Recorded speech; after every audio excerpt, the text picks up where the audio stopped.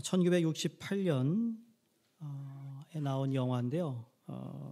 Best Picture of the Year 해서 6개의 아카데미 수상을 받은 뮤지컬 영화 가운데 올리버라는 영화가 있습니다.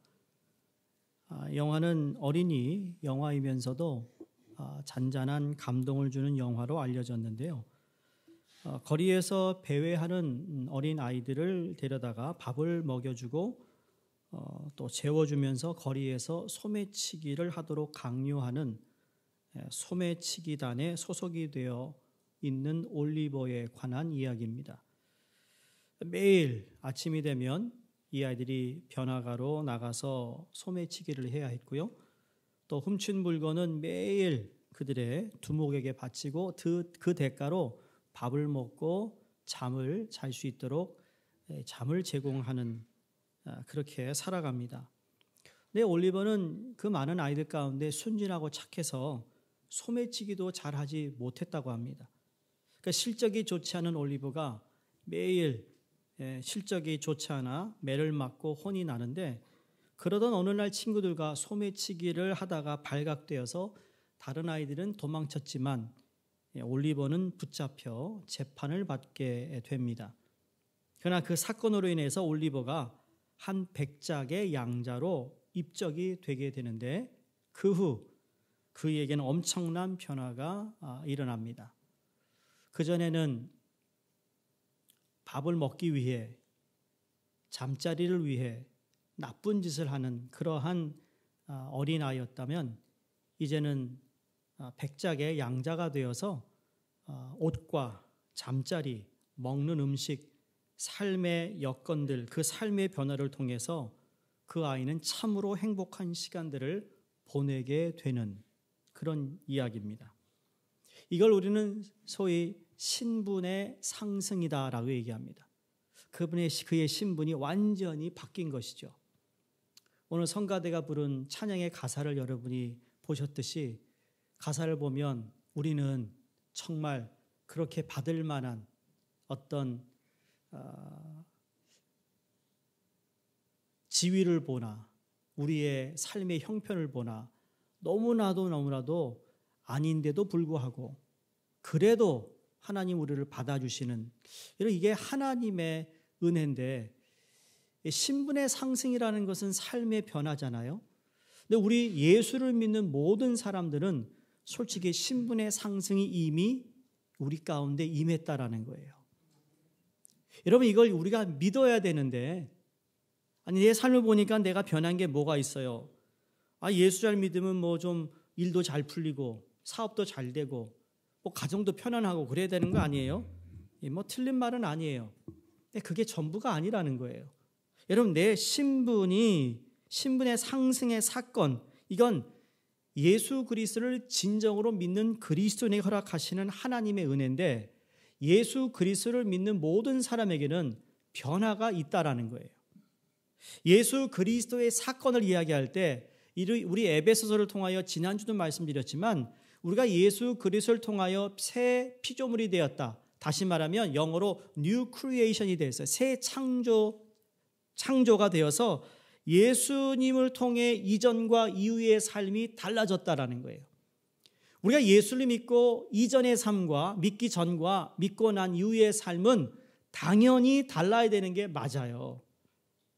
예수 그리스도께서 이 땅에 오시기 전과 오신 후의 세상의 역사는 달랐듯이, 우리가 예수를 믿음을 통하여 내 개인의 삶도, 그리고 예수 그리스도께서 오신 전과 오신 후의 삶은 달라야 된다는 거죠. 이게 진정한 그리스도인의 모습이라는 거예요. 예수 그리스도께서 이 땅에 오신 그 순간부터 새 창조가 시작된 것이고, 예수 그리스도가 말씀하신 대로 이 땅에 다시 오시는데, 이것이 바로 새 창조의 완성이라고 말할 수 있는 겁니다. 그 새 창조를 통하여 하나님이 하나님의 모든 역사를 완성하신다. 근데 그 새 창조의 완성은 여러분, 이 땅의 어떤 눈에 보이는 것이 아니라 하나님의 사람들을 통해 하나님의 나라가 확장됨을 통하여 완성이 된다는 것을 의미하고 있습니다. 그래서 독생자가 우리의 죄와 허물을 위해 십자가 달려 죽으신 거예요.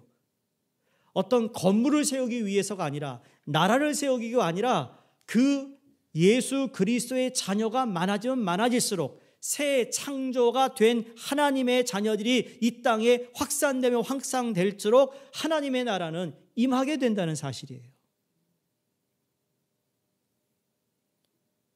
여러분, 우리 모두는 이미 신분에 상승이 되었다라는 것을 믿으시기 바랍니다. 변했다라는 거예요. 내가 내 자신을 볼 때 아직도 변한 것이 없다 하는데 하나님 이미 그걸 선포하신 거예요. 지난주도 말씀드렸잖아요. 내가 성숙되어서가 아니라 성숙하라고 우리를 불러주신 거예요. 내가 너무너무 착해서 구원받은 게 아니라 구원받았기에 이제부터 착한 인생을 살라고 말씀하시는 거라니까요. 내 모습 아직도 초라하지만 그러나 이 초라함에 우리의 목표와 초점이 바로 예수 그리스도께서 말씀하신 그것이 잣대가 되어 기준이 되어 거기에 내 인생을 맞춰가는 거예요. 오늘 본문에서 하나님께서는 예수 그리스도 안에서 주신 이 새로운 공동체의 가르침의 한 부분을 우리에게 이야기합니다. 오늘 읽은 2장 11절에서 18절은 원래 11절에서 22절까지 한 단락으로 이루어졌는데 제가 오늘 18절까지만 잘라서 말씀을 나누는데, 원래 11절에서 12절은 그리스도 밖에 있는 이방인들의 상태를 알려주고 있습니다. 그리고 19절부터 22절은 이제 그 바깥에 있었던 이방인들이 그리스도 안에서의 삶의 상태가 어떠한 모습인가를 우리에게 알려주는데, 그 중간에 있는 바로 그리스도 밖에 있었던 이방인이 그리스도 안으로 들어오게 된 그 과정을 설명하는 것이 13절에서 18절의 말씀인 것이죠. 그런데 여기서도 밖에 있던 이방인이 그리스도 안에 들어오게 되었던 사건이 어떤 사건인가? 뭘까요? 그리스도 십자가의 사건이에요. 예수 그리스도의 십자가의 사건이 그리스도 밖에 있는 상태에서 그리스도 안에 있는 상태로 바꿀 수 있는 유일한 근거가 되는데, 이게 바로 예수 그리스도 때문이라는 겁니다. 지난주에도 말씀드린 대로 저희가 2장을 시작하면서 1절 3절은 그리스도가 없는 삶은 절망이고, 그리고 4절에서 10절은 그리스도 안에 있는 삶은 뭐라고 그랬죠? 소망이라고 그랬어요. 그래서 철저하게 그리스도가 없는 삶을 살았던 우리의 모습을 비추면서 그리스도가 우리 안에 들어오면서 이제는 소망을 갖게 되었다라는 것을 말씀드렸는데, 오늘도 그 맥락에 똑같은 흐름이 있어요.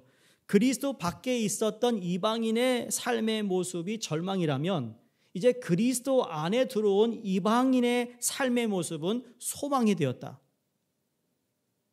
이게 뭐 비슷한 말씀 같은데, 여러분 잘 생각해 보면 이방인은 저와 여러분이에요. 유대인들이 볼 때 우리는 이방인이거든요.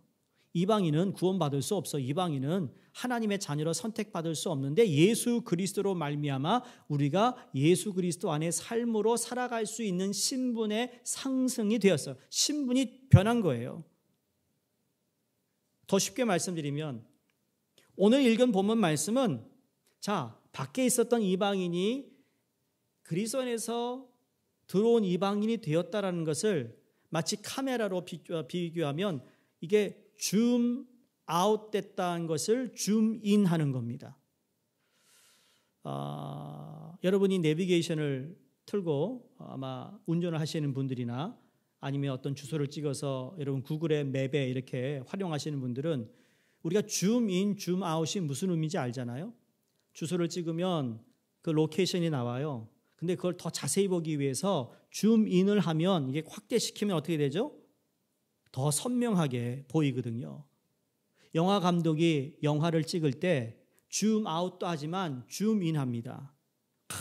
그 사람의 연기에 정말 슬퍼 눈물 흘리는 것을 멀리서 찍지 않습니다. 감동을 주기 위해서 어떻게 하죠? 가까이에서 그 눈물 뚝뚝 떨어지는 걸 통해 보는 이로 하여금 감동 먹게 하려고 줌인을 해요. 아무리 아름다운 모습도 말이에요.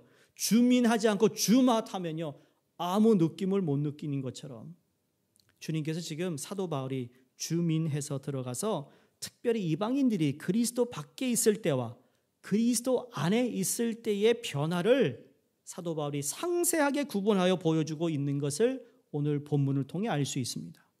자, 그래서 중요한 건 두 단어가 나오는데 밖에 있을 때와 안에 있을 때와를 구분하는 두 단어가 있어요. 대조하는데 그게 뭐냐면 그때와라는 단어와 이제는이라는 단어입니다.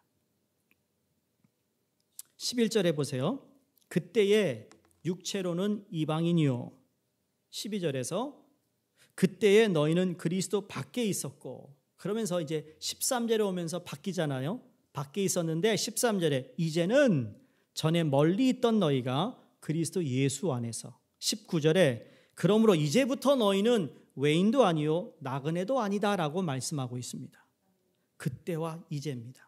다시 말해 예수를 믿기 전 BC와 예수를 믿고 난 후에 AD를 이야기하고 있어요.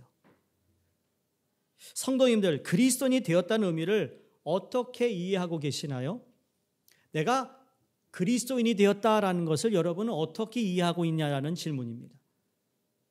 여러분, 내가 그리스도인이라는 것은 분명하게 그때와 이제와의 변화가 있다라는 것을 의미하는 겁니다. 그리스도인이 아닐 때와 내가 그리스도인이 되었다라는 것은 그때와 이제에 대하여 분명하게 내가 알고 있어야 된다는 것이죠. 그리스도인이 된다는 것은 비록 더딜지라도 반드시 그때와 이제가 구별되는 삶의 열매가 있다라는 것을 의미하는 겁니다. 그 전에는 내가 아무리 잘해도 죄와 사망의 노예였어요. 그래서 내가 하는 모든 일들이 착하게 보이지만 그러나 하나님의 영원한 것, 선한 것과 관계없는 일을 해왔는데, 내가 예수 그리스도를 믿음으로 통하여 내가 하는 일이 큰 일이 아니고 뭐 어떤 공헌을 하는 일이 아니라 할지라도 예수 그리스도를 통하여 하나님의 자녀가 되었기에 나의 삶의 한 걸음 한 걸음 내가 하는 작은 일이든 큰 일이든 간에 다 선한 열매가 된다는 거예요. 이걸 우리가 모르면 신앙생활이 재미없지요. 매일 반복하는 것 같잖아요.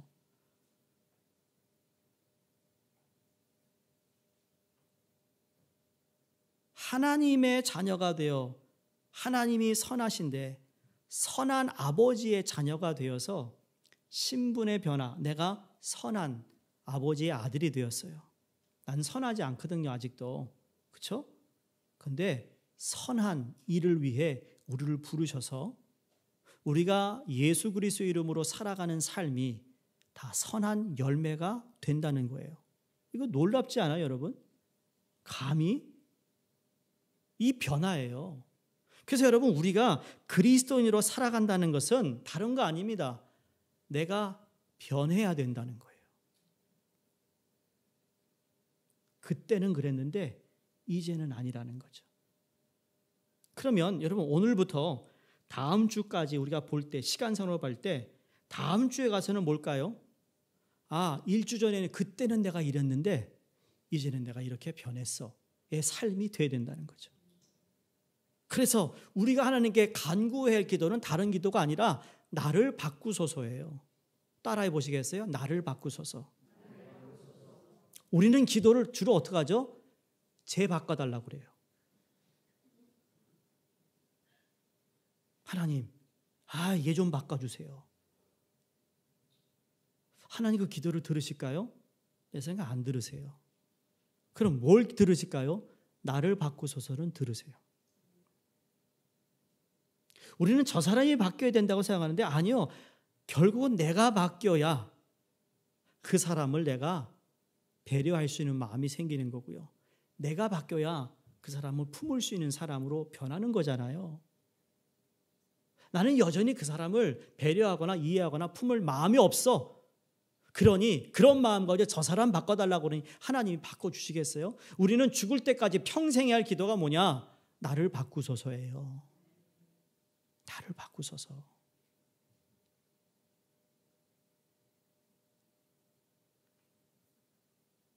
오늘 본문에서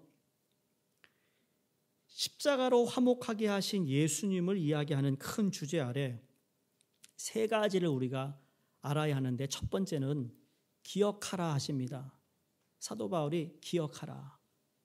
11절을 보시면 그러므로 생각하라. 너희는 그때 육체로는 이방인이요 손으로 육체에 행한 할례를 받은 무리라. 칭하는 자들로부터 할례를 받지 않은 무리라. 칭함을 받은 자들이라. 여기 그러므로 생각하라 할 때 여러분 우리 믿는 성도들 이 신앙인은 무턱대고 믿는 것이 아니라는 거예요. 이 성경 그냥 무턱대고 무식하게 믿지 않아요. 나 그 말이 가장 기분 나쁜 거 알아요? 여러분 우리가 무식해서 그냥 믿어요 이거? 그렇게 생각하세요? 아니요. 우리는 무식해서 무턱대고 묻지 않아요.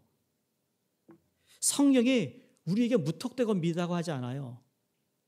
생각하면 믿는 것인데 이 생각이 어떤 생각인가? 본문에서 생각하라고 번역된 성경 원어는 우리가 일상적으로 알고 있는 생각하다, think가 아니에요. 여기에 생각하라의 원어를 보니까 기억하라예요. 기억하라. 영어 성경은 그걸 정확하게 번역해 놓았어요. remember로 돼 있어요. 어떤 번역은 do not forget이라고 돼 있어요. 구약 성경을 보시면 하나님께서 이스라엘 백성들이 애굽에서 종살이 했던 것을 기억하라라고 말씀이 자주 나옵니다.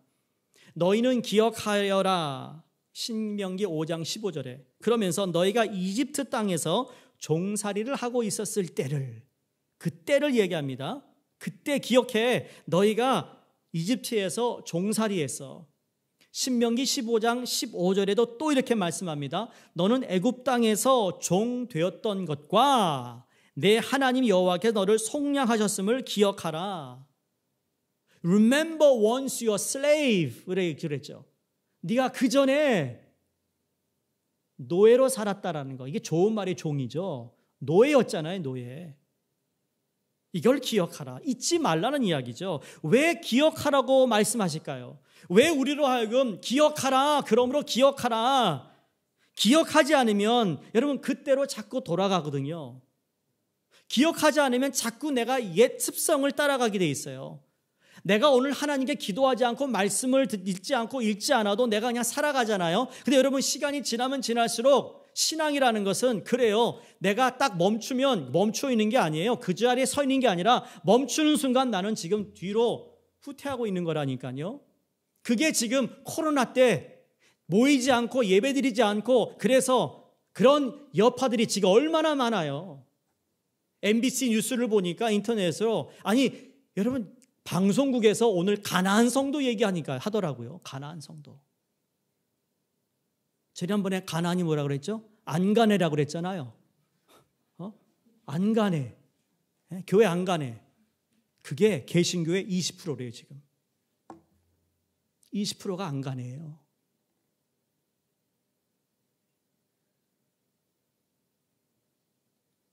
우리가 기억하지 않으면 큰일 난다니까요. 기억하지 않으면 그때로 돌아가게 돼 있어요. 하나님이 그때를 기억해. 그런데 이스라엘 백성이 출애굽하면서 뭐 했습니까? 물 안 나온다고 모세를 죽이려고 했어요. 그리고 또 거짓말하죠. 야 우리가 애굽에 있을 때 얼마나 고기를 먹었는데 노예가 고기를 많이 먹었다고? 불평, 불만, 불순종으로 이어져요. 그래서 이제를 살아야 하는데 자꾸 그때로 돌아가니까 똑같은 죄를 번복하다라는 거죠. 그럼 우리가 왜 같은 죄를 자꾸 범할까요? 왜 같은 것에 넘어질까요? 왜 같은 것에 내가 유혹을 당할까요? 다른 거 아니에요. 기억하지 않기 때문이죠. 오늘 본문에서 사도 바울도 너희가 그때를 기억하라 했을 때 무엇을 기억하라는 걸까요? 예수 그리스도로 말미암아 구원을 얻기 이전에 너희의 비참한 상태를 기억하라. 기억하세요.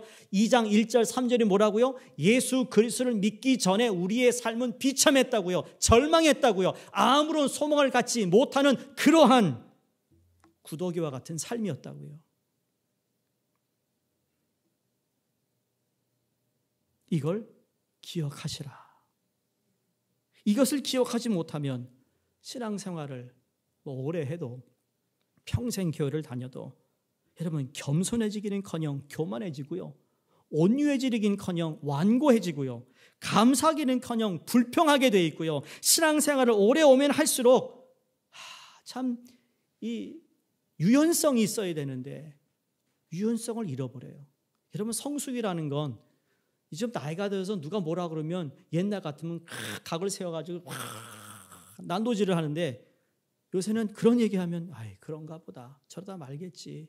그게 나이든 어른들의 모습이에요. 그렇죠?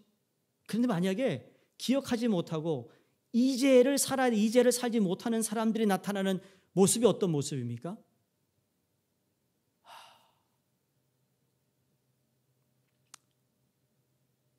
지난주에 2세 교육자들, 영어권 사역자들 모임이 있었는데 저도 충격적인 발언에 깜짝 놀랐어요.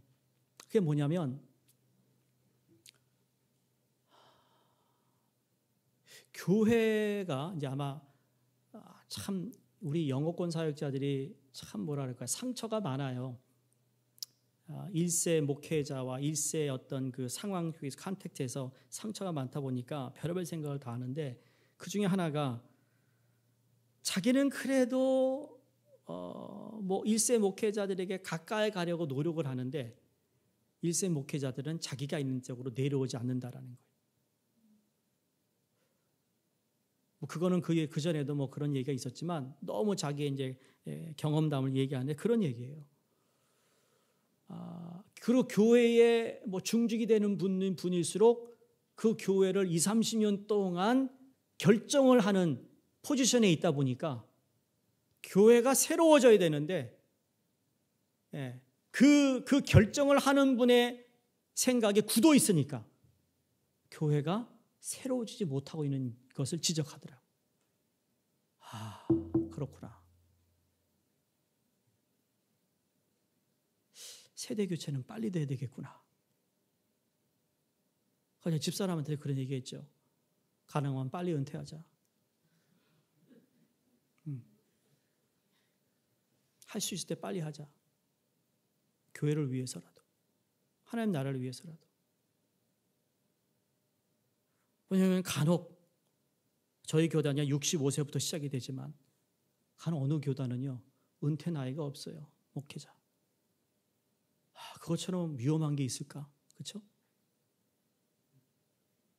그래서 박수원 목사님, 원로 목사님이 목회하시면서 저도 많이 들어서 종종 들었던 얘기가 있어요. 우리 교회 오래 우리 담임 박수원 목사님 기억하시는 분은 아실 거예요.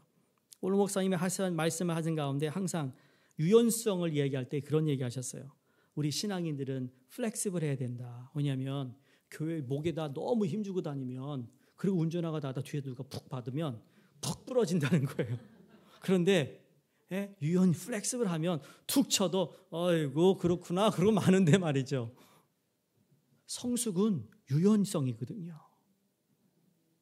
젊었을 때는 그럴 수 있어요.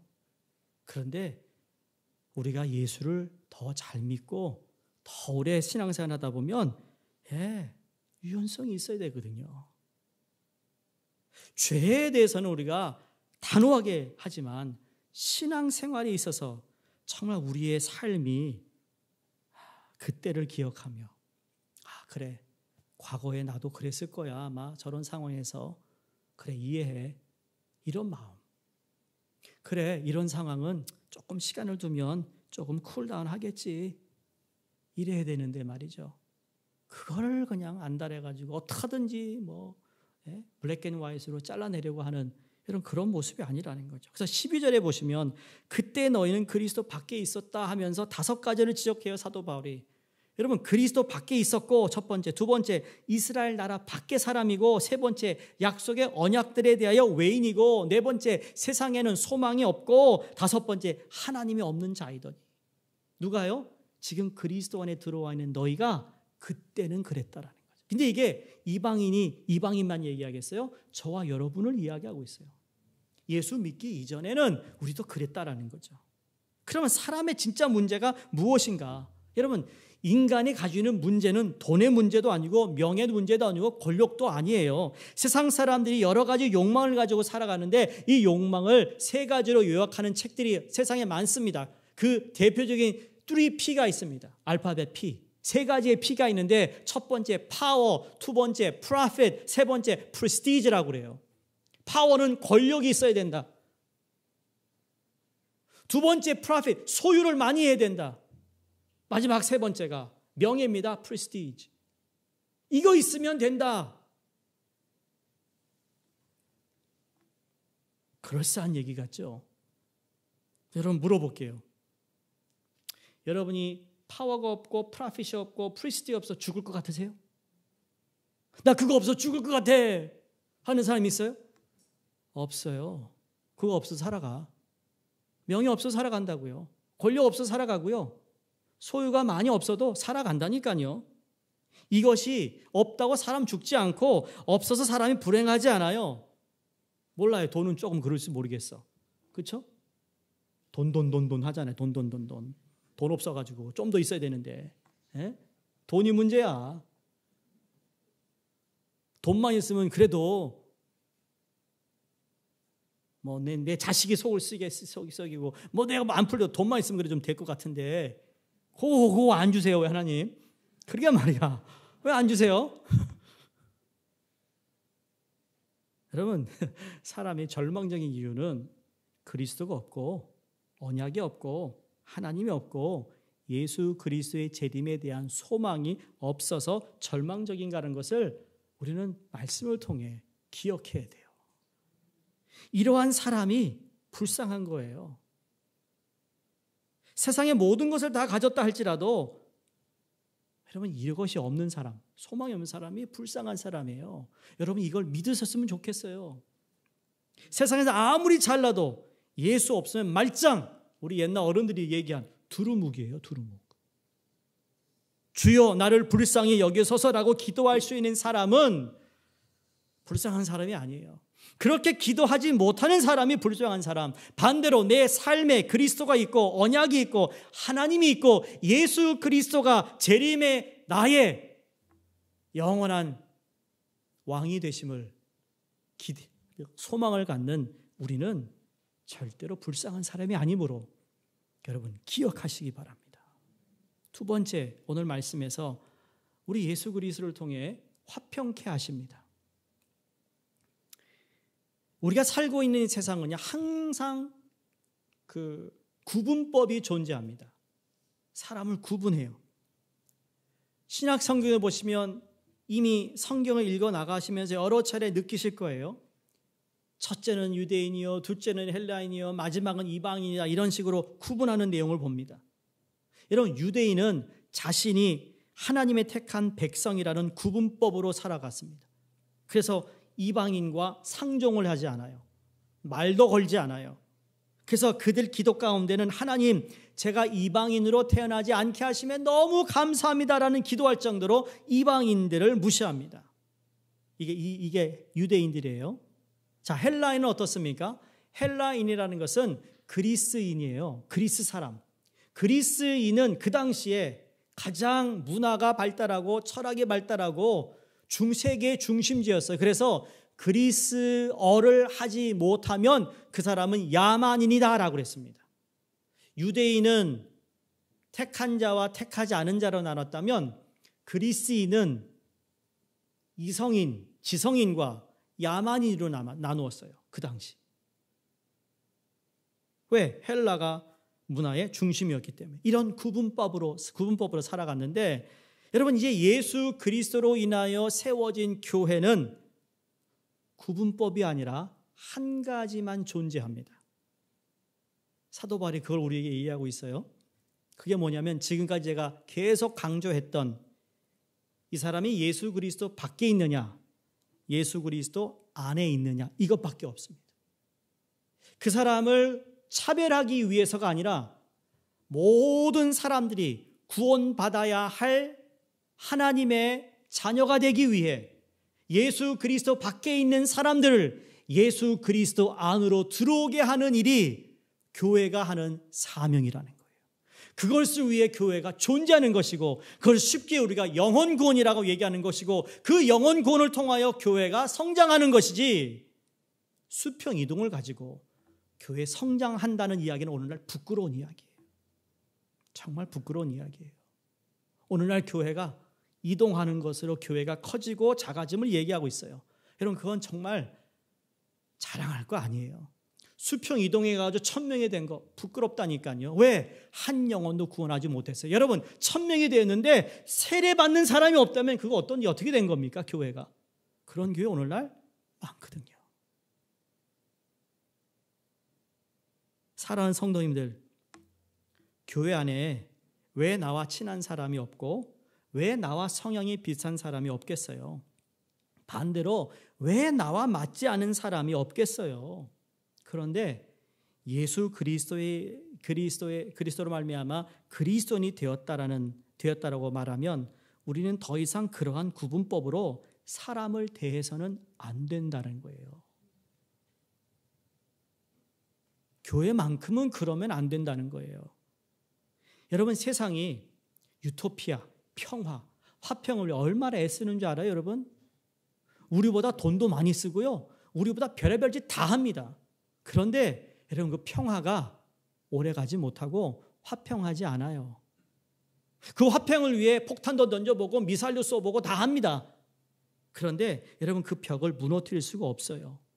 화평은 그렇게 오는 게 아니라고요. 오늘 14절에 보시면 그는 예수 그리스도죠. 우리의 화평이신지라 둘이 하나로 만드사 이방인과 그 다음에 유대인 하나로 만드사 원수된 것을 그 중간에 막힌 담을 자기 육체로 허시고 예수 그리스도께서 막힌 담을 자기의 육체로 허셨다라는 것은 십자가에 달려 죽으시고 피 흘리시고 채찍 맞으시고 이걸 통하여 허셨다라는 거예요. 그래서 이방인이 그리스도 안으로 들어올 수 있게 되었다. 14절에서 15절 말씀 보시면 이 둘로서 자기 안에서 이 말은 유대인과 이방인이 이렇게 둘인데 예수 그리스도 안에서 이 둘이 화평하게 되었다. 여기 오해할 소지가 있어서 제가 말씀을 꼭 드립니다. 유대인이요 이방인이 되어서 화평된 게 아니에요. 반대로 이방인이 유대인이 되었기 때문에 화평하게 된 것이 아니에요. 그런 말이 아니에요. 어떻게 보면 우리가 사람의 관계를 볼 때 저 사람이 나와 같아지거나 저 사람이 나의 성향을 닮아가기 때문에 화평이 이루어진 게 아니에요. 저 사람과 내 마음이 맞으니까 화평이 된 게 아니라니까요. 유대인과 이방인을 한 인류로 한 사람으로 만드셨는데 누가 누구처럼 되어서 아니라 예수 그리스도 안에 거함으로 말미암아 화평이 된 거예요. 이걸 쓰겠습니다. 예수 그리스도 안에 들어온 사람들은 화평을 이루게 되어 있다는 얘기예요. A가 있고 B가 있는데 예수를 다 믿어 두사 A가 B가. 그런데 A, B가 예수를 믿는데 A가 B 같아지고 B가 A 같아지니까 화평이 이루어지는 게 아니라는 거죠. 그건 잠시 친한 거예요. 정을 나눈 거예요. 교회 안에 잠시 정을 나눠가지고 같은 성향처럼 같은 목소리를 내고 가는 사람들이 있어요. 근데 오래 가던가요? 아니요. 이해관계가 흐트러지고 오가는 게 끊어지면 등을 돌리는 거예요. 그건 화평이 아니에요. 교회는 그런 것이 아니라는 거예요. 여러분 이거 기억하셔야 됩니다. 그리 우리의 목적은 뭐죠? 순간순간마다 그리스도 안에 들어가려는 노력을 해야 되는 거예요.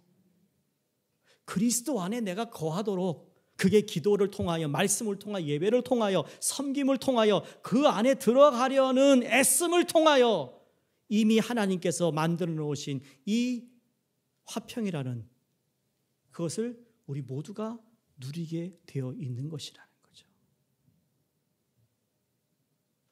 친한 사람끼리 끼리끼리 노는 데가 교회가 아니에요. 난 여러분 그거 그만했으면 좋겠어요. 여러분 만약에 그렇다면 끼리끼리 노는 데가 교회가 아니에요. 난 그런 교회 원치 않아요.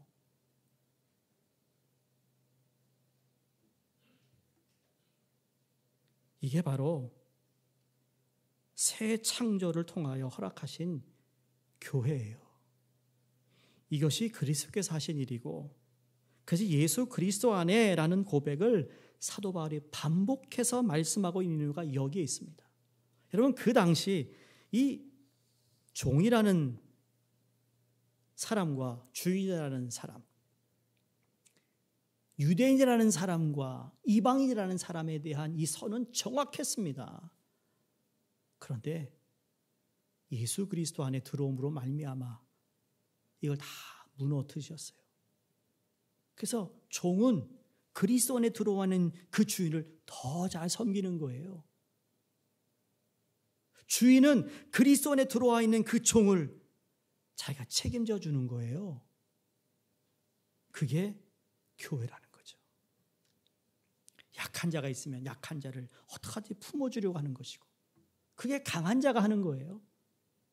남보다 내가 물질이 더 있다면 어떻게든지 내가 오른손이 한 거 왼손이 못하게 할 수 있는 일들 말이죠. 예수님의 산상수훈인 팔복에 보면 화평케 하는 자는 복이 있나니 저희가 하나님의 아들이라 일컬음을 받을 것이다 그랬습니다. 여기 화평케 하는 자라는 것은 peace lover가 아니에요. 평화 애우자를 말하고 있지 않아요. 영어 성경에 peace maker라고 적혀져 있어요. 그리스도인들은 평화주의자가 아니라 평화를 만들어내는 사람이라는 거죠. 평화주의가 아닌 사람이 어디 있습니까? 여기 다 평화를 원합니다. 근데 평화를 이야기하고 평화를 상상하고 평화는 이런 것이야 정의를 내리지만 예수님께서는 피스메이커가 되라고 말씀하세요. 여러분, 우리는 피스메이커가 돼야 돼요. 그런데 안타까운 것은 피스 러버는 고사하고 트러블 메이커가 될 때가 있어요. 그 트러블 메이커가 될 때 그 원인이 어디에 있는가? 여러분 잘 생각하면 어디에 있는 것 같으세요? 여러분 마스크 써서 못하겠지만 저만 할게요. 혀에 있어, 혀. 트러블 메이커가 어디 있다고요?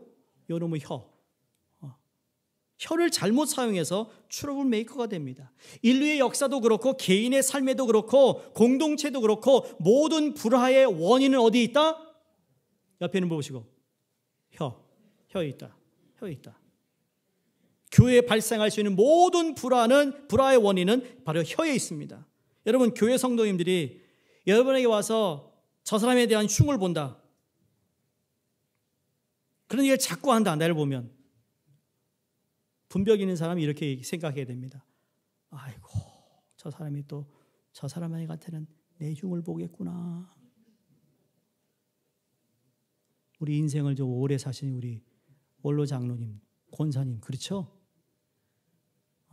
내 앞에서는 흉 본다는 거. 잠언서 18장 8절에 헐뜯기를 잘하는 사람의 말은 마시는 음식과 같아서 뱃속 깊은 데로 내려간대요. 참, 성경이 너무 정확하잖아요. 너무 맛있다라는 거예요.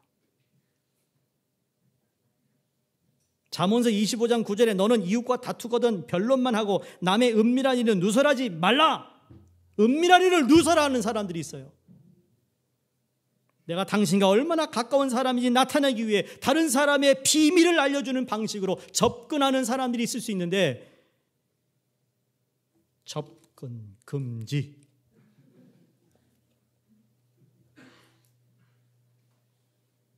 여러분한테 그런 얘기하는 분 있잖아요. 집사님한테 얘기하는 거야? 그 말 믿지 마세요. 나한테도 그런 말 하는 사람이 있어요. 목사님한테 얘기하는 거예요. 전 처음에 그런 줄만 알았어요. 근데 교회 갔더니 이 집사님도 알아. 저 집사님도 알아. 앞집사도 알고 뒷집사도 다 알아. 다 알더라고요.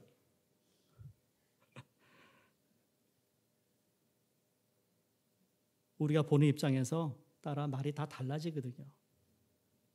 여러분, 이 집사님이 몰라도 되는 일 그냥 말하지 마세요. 저 집사님에게 굳이 그 말을 하지 않아도 되는 말들이 있잖아요. 안 알려주어도 되는 일들 교회에 많이 있어요. 제가 저희 교회 장로님께 감사한 것은 뭔가 하면, 여러분 제가 담임을 시작하면서 40에 시작해. 40 젊잖아요. 영어 목회하다가 한국 설교하는 게 얼마나 서툴겠어요. 지금도 설교를 길게 하는데 그때도 똑같았죠. 지금은 그래도 괜찮아. 처음에는 얼마나. 예?